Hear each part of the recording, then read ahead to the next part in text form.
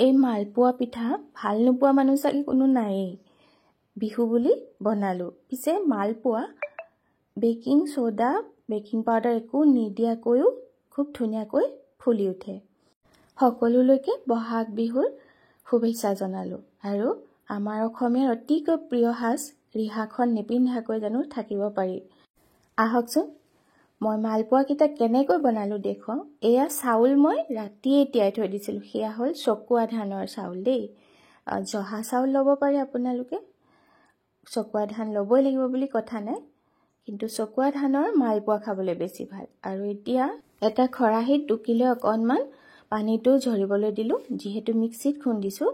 তাৰপিছত অলপ অলপকৈ এনেকৈ দি এয়া চাওক মই পিঠাগুড়িখিনি খুন্দি ল'ম।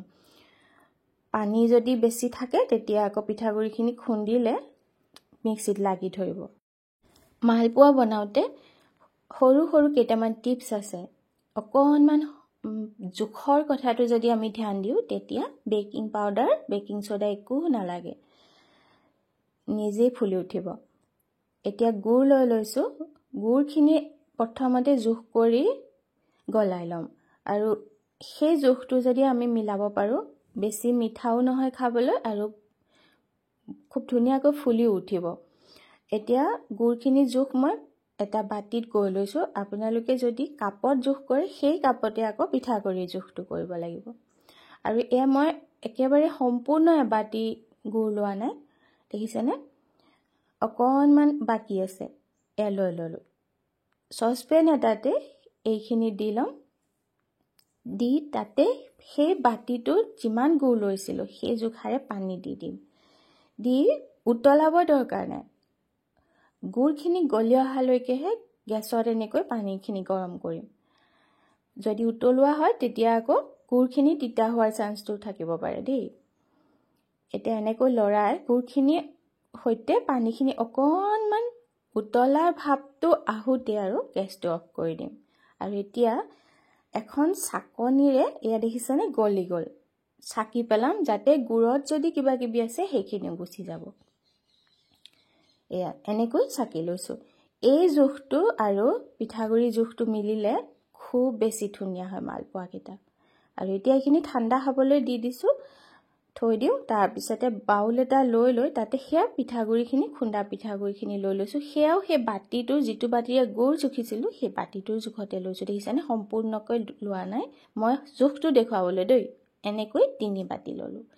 এই যে 3 বাতি ল'লোঁ তাতে আপোনালোকে অকণমান চুজি বা আটাও এটা বাতিৰ জোখত আধা আধা কৰি দিব পাৰে। মই অকল পিঠাগুড়ি লৈছোঁ। আৰু দি দিলোঁ নিমখ আৰু কেঁচা চফ। চফকেইটা যে দি দিলে ইমান ভাল লাগে নহয় মালপোৱাকেইটা খাই।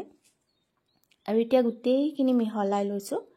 লৈ সেই গুড়খিনি লাহেকৈ অলপ অলপকৈ দিম, এবাৰতে নিদিওঁ। আৰু যদি আগতে খুন্দা পিঠাগুড়ি হয় তেতিয়া পানী মানে গুড়ৰ পানী অকণমান বেছি লাগিব। আৰু যদি আজিয়ে খুন্দিছে তেতিয়াহ'লে অকণমান সাৱধানে দিব, কমকৈ লাগে দেই। এনেকৈ অলপ অলপকৈ সেইকাৰণে দি খুব ধুনীয়াকৈ মিলাব লাগে, দেখিছেনে? আৰু এয়া মই ৰাতি কৰিছোঁ। আগদিনা ৰাতিয়ে চাউল তিয়াইছিলোঁ, দিনত খুন্দিলোঁ, খুন্দি ৰাতি এয়া মই এনেকৈ গুড়ৰ পানীত ৰাতিয়ে সানি থৈ দিম। সেইটো এটা টিপছ মালপোৱা ভাল হোৱাৰ। আৰু সোডা দৰকাৰ নাই, বেকিং। আৰু এনেকৈ ধুনীয়াকৈ মিহলাই জোখটো দেখিছেনে? ইমানটো জোখ হ'লেই হ'ল। আৰু মই গুড়কণ দেখুৱাই দিওঁ আহক। সেই এবাতি গুড়ৰ পানী সিমানকণহে থাকিলগৈ। এতিয়া ঢাকি গোটেই ৰাতি থৈ দিম। যিমান দেৰিলৈকে থোৱা হয় পিঠাগুড়িখিনি সিমান ভালকৈ ফুলি উঠে। আৰু এয়া ৰাতিপুৱা চাওকচোন, এয়া একদম ডাঠ হৈ আছে। অৱশ্যে ভালকৈ মিলাব লাগিব। এতিয়া এই যিটো ঘোল ফ্ৰিজত থৈ 3-4 দিনলৈ খাব পাৰিব। যিমান দিন হয় সিমান বেছিহে ভাল দেই। আৰু এতিয়া এয়া মই মিহলাই লৈছোঁ। আৰু ইয়াতে এটা বিশেষ বস্তু দিব লাগিব, যিটো সকলোৱে বাৰু দিয়ে আৰু নিদিলেও হ'ব মালপোৱা, কিন্তু দি দিলে ভাল। আৰু আপোনালোকে মোৰ ভিডিঅ'বোৰ চাই মোক ইমান ধুনীয়াকৈ অনুপ্ৰাণিত কৰি আহিছে, তাৰ কাৰণে অশেষ ধন্যবাদ। আশা কৰোঁ এইটো ভিডিঅ' ভাল লাগিব আপোনালোকৰ। আৰু এয়া দি দিলোঁ। সেয়া নাৰিকলৰ গুড়ি বজাৰত কিনিবলৈ পায়। যদি আপোনালোকে কেঁচা নাৰিকল লয় অকণমান ভাজি ল'ব ৰুকি লৈ।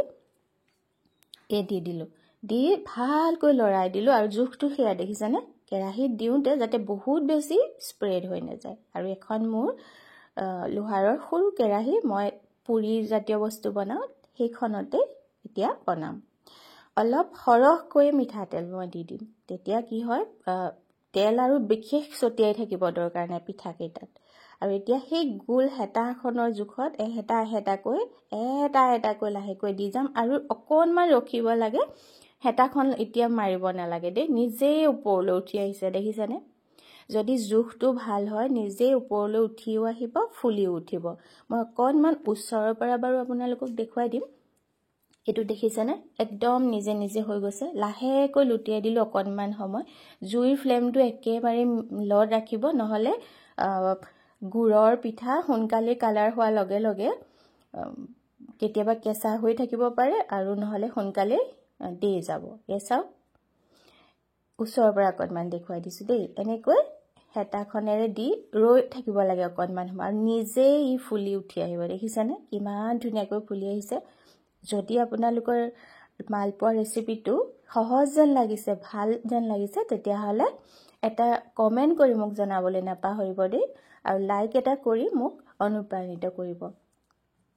এয়া দেখিছেনে কিমান ধুনীয়াকৈ হৈ গৈছে, একেবাৰে সহজকৈ বনাব পাৰি বেকিং পাউডাৰ বেকিং ছ'ডা নিদিয়াকৈ। আৰু মই বাকীখিনিও এনেকৈ বনাই ল'লোঁ, আপোনালোকক তেনেকৈ আৰু দেখুৱাই নাথাকোঁ। আৰু যদি ভাল লাগে নিশ্চয় লাইক কমেণ্ট এটা কৰিব, আৰু আপোনালোকৰ ফ্ৰেণ্ড চাৰ্কুলত শ্বেয়াৰ কৰিবলৈ নাপাহৰিব। আৰু শেষত সকলোলৈকে বহাগ বিহুৰ আকৌ এবাৰ ওলগ জনালোঁ, যাতে বিহুটো সকলোৰে ভালে ভালে পাৰ হওক। আৰু মই অকণমান তেলটো আঁতৰিবৰ কাৰণে এনেকৈ চালনী এখনত মেলি দিছোঁ। সকলোৰে প্ৰিয় মালপোৱা মই আজি বেকিং পাউডাৰ বেকিং ছ'ডা নিদিয়াকৈ বনালোঁ। ভাল লাগিলে বনাই চাব। আজিলৈ আহোঁ।